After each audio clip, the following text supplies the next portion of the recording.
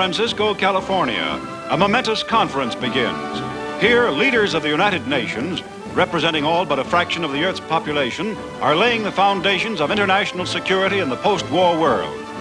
United States Secretary of State Stettinius opens the first session and introduces President Truman, who speaks from Washington.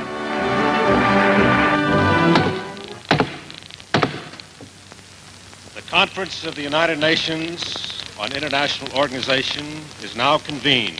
Ladies and gentlemen, the President of the United States. The world has experienced a revival of an old faith in the everlasting moral force of justice.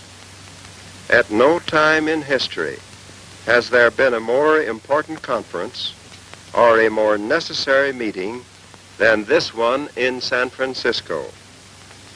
You members of this conference are to be the architects of a better world.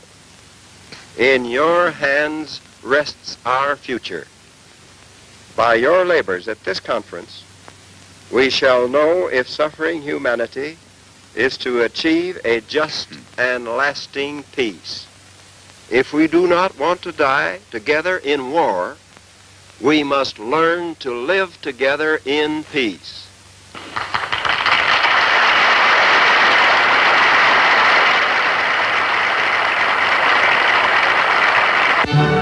Just before the second day's session, the conference presents a pageant of nations banded together to make peace.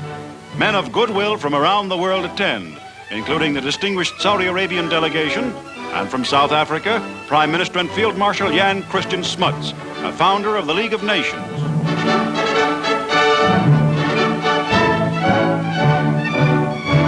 General Romulo of the Philippines, China's famed Foreign Minister TV Sung, and members of the Arabian entourage.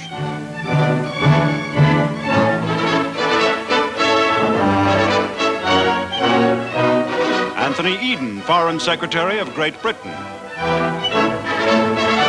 Soviet Foreign Commissar Molotov, British Ambassador to the United States Halifax, and Mr. Eden discuss conference details before the session in an atmosphere of cordial informality. They are joined by Secretary Stettinius and Russia's United States Ambassador Gromyko. These intimate pictures tell better than words the spirit of the San Francisco meeting, at which world leaders can talk over their mutual problems freely and frankly.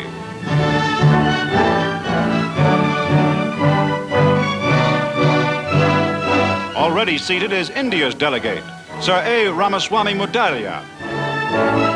Jan Masaryk, Foreign Secretary of Czechoslovakia, and son of Czechoslovakia's late great founder, Thomas Masaryk. Ian van Kleffens heads the delegation of the Netherlands. John Sofianopoulos represents Greece. From Mexico comes Foreign Minister Ezequiel Padilla. Representing Lebanon is Charles Habib Malik. Mustafa Adil, chairman of Iran's delegation. Egypt's representative, Abdul Hamid Badawi Pasha. The delegates discuss the many problems of the historic meeting.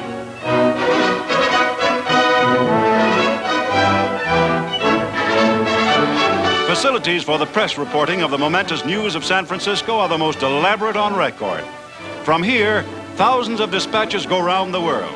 Special telephone switchboards are run by trained operators speaking 2 languages.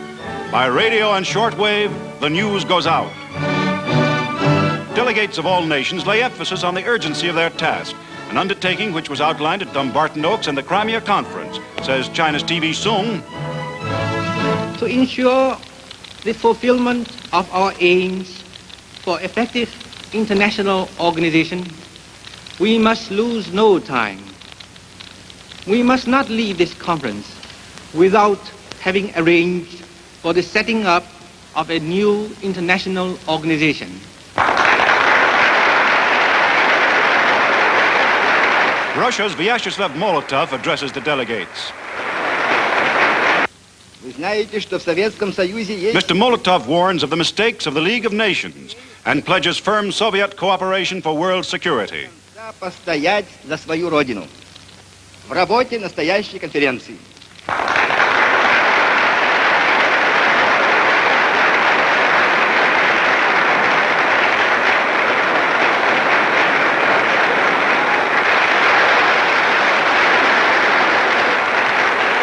Britain's Anthony Eden speaks convincingly of the need for action now.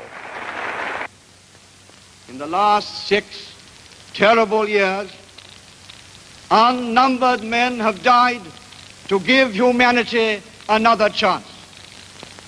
Unnumbered men have died because they felt there was a job of work to be done. We too have a job of work to do if we are not to fail these men. Let us do it with courage, modesty, and dispatch. Let us do it now.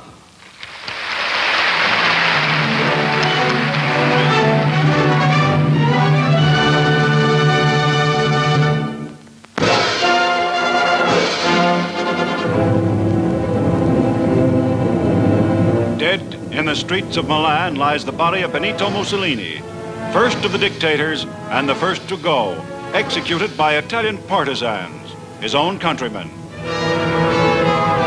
Mussolini, the would-be Caesar, the founder of fascism, started with an armed gang and finally built it into an army, seizing power after a sham march on Rome in 1922. Also now reported dead, Adolf Hitler came to study and emulate the master Mussolini, busy with plans for Ethiopia, Spain, and Mediterranean Empire. In cui Roma aveva Cesare, Virgilio ed Augusto.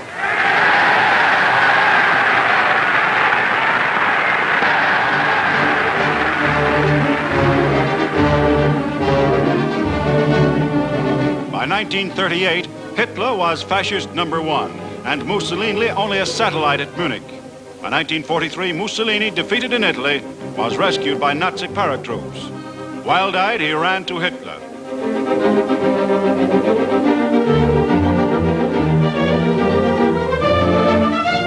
Now the last pictures of Il Duce alive in 1944. He died badly, despised by his fellow countrymen. This was the end of Benito Mussolini.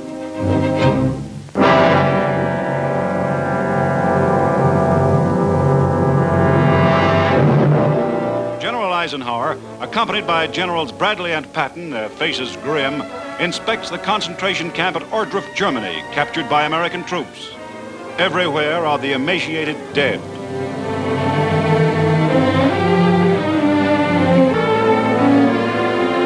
American troops forced the people of the town to view the ghastly results of Nazi brutality.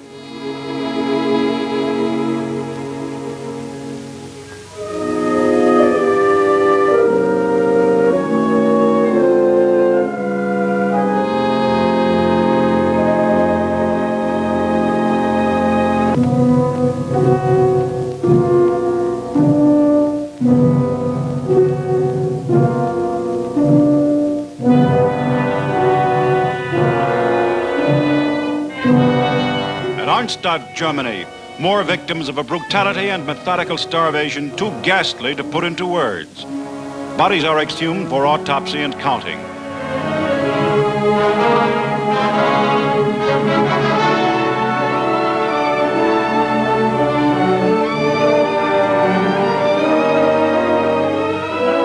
Nordhausen, Germany, occupied by the First Army. The Red Cross flag now flies as United States medical troops bring what aid they can to the living dead. A few who still lived in Nordhausen lay helpless among the hundreds of completely dead when the troops entered.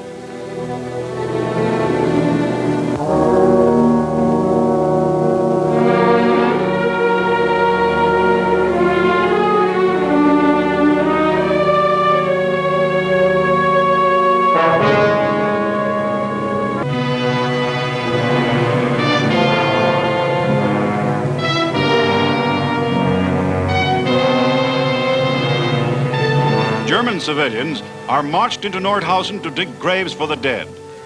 The German people who accepted the promises Nazism made must share responsibility for the deliberate brutality of the Nazi system.